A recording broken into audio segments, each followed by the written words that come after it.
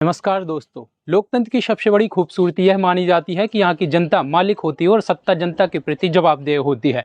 लेकिन जब किसी देश में बड़ी संख्या में छात्र सड़कों पर उतरने लगे, जब उनका गुस्सा केवल सोशल मीडिया तक सीमित न रहकर आंदोलन में बदलने लगे, तो यह केवल कानून व्यवस्था का विषय नहीं रह जाता। यह उस भरोसे का प्रश्न बन जाता है जो नागरिक और व्यवस्था के बीच मौजूद होना चाहिए। हाल ही में हुए सीजेपी प्रदर्शन और उसके बाद सामने आई घटनाओं ने भी देश के सामने कुछ ऐसे ही प्रश्न खड़े कर दिए हैं। लेकिन इस पूरे घटनाक्रम को केवल एक दिन की घटना या केवल एक लाठीचार्ज तक सीमित करके नहीं देखा जा सकता, क्योंकि कोई भी छात्र सुबह उठकर यह तय नहीं करता है कि उसे सड़क पर उतरना है। कोई भी अभ्यर्थी वर्षों की तैयारी इसलिए नहीं करता कि एक दिन उसे प्रदर्शन करना पड़े। हर छात्र की पहली पसंद पुस्तकें होती हैं, आंदोलन नहीं। हर अभ्यर्थी की पहली पसंद परीक्षा कक्ष होता है, सड़कें नहीं। फिर आखिर ऐसा क्या होता है कि देश का युवा बार बार विरोध की राह पर दिखाई देता है? इस प्रश्न का उत्तर हमें पिछले कई वर्षों की घटनाओं में देखने को मिलता है, जैसे कि पेपर लीक, परीक्षा विवाद, भर्ती प्रक्रियाओं पर उठते सवाल, साथ ही लंबी प्रतीक्षा, रद्द होती परीक्षाएं और फिर बार बार दिए जाने वाले आश्वासन। यहीं से असंतोष पैदा होता है जो धीरे धीरे आंदोलन का रूप ले लेता है। इसी असंतोष के बीच एक मांग बार बार सुनाई देती है, धर्मेंद्र प्रधान इस्तीफा दें।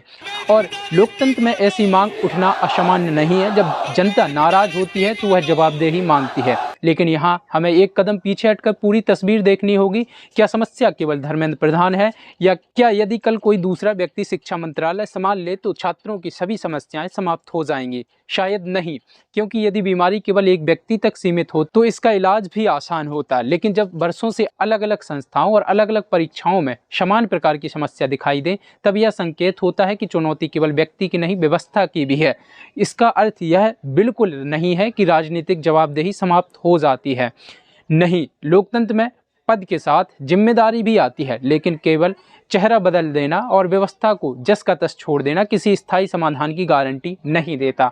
और शायद यही कारण है कि आज छात्रों का गुस्सा केवल किसी एक व्यक्ति के खिलाफ नहीं, वह उस पूरी प्रणाली के खिलाफ है जिस पर उनका भरोसा कमजोर पड़ता जा रहा है। इसी बीच मुझे एक कहानी याद आती है, एक प्रसिद्ध कहानी जो सुनाई जाती है अक्सर, कि एक व्यक्ति ने एक मुर्गे के सारे पंख नोच दिए। मुर्गा दर्द से तड़प रहा था। फिर उसी व्यक्ति ने उसके सामने कुछ दाने डाले। धीरे धीरे वह घायल मुर्गा उन्हीं दानों के पीछे चलने लगा। यह कहानी सच है या नहीं, यह महत्वपूर्ण नहीं है। महत्वपूर्ण यह है कि यह एक गहरा संदेश छोड़ती है। कहीं ऐसा तो नहीं कि हम हर बड़े आघात के बाद भी छोटे छोटे आश्वासनों से संतुष्ट हो जाते हैं? कहीं ऐसा तो नहीं कर रहे हैं कि हम अपने घावों को बार बार भूल जाते हैं? क्योंकि इतिहास गवाह है कि व्यवस्थाएं तब बदलती हैं जब समाज याद रखता है, जब लोग केवल गुस्सा नहीं करते बल्कि स्मृति को भी जीवित रखते हैं। यहीं पर संविधान की भूमिका सामने आती है। अक्सर यह समझ लिया जाता है कि लोकतंत्र का अर्थ केवल चुनाव है, लेकिन संविधान नागरिक को केवल मतदान का अधिकार नहीं देता, वह उसे अपनी बात कहने का अधिकार भी देता है। वह उसे शांतिपूर्ण ढंग से एकत्र होने का अधिकार भी देता है। वह उसे संगठन बनाने का अधिकार भी देता है।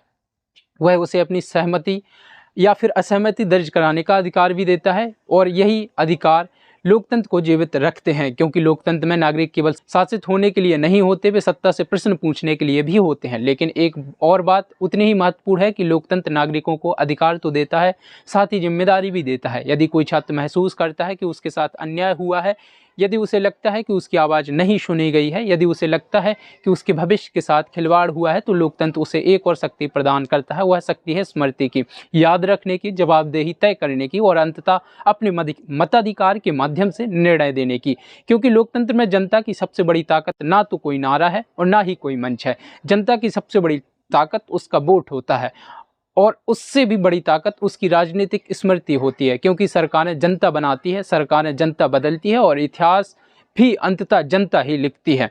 इसीलिए आज भी चर्चा किसी एक नेता, किसी एक दल या फिर किसी एक घटना तक सीमित नहीं है। यह चर्चा उस विषय की है जो देश का युवा अपने भविष्य में देखना चाहता है। यह चर्चा उस जवाबदेही की है जिसकी लोकतंत्र में अपेक्षा की जाती है। यह चर्चा उस स्मृति की भी है जो तय करेगी कि आने वाले वर्षों में देश की राजनीति किस दिशा में जाएगी। क्योंकि प्रश्न यह केवल यह नहीं है कि आज क्या हुआ, प्रश्न यह है क्या हम उसे कल भी याद रखेंगे।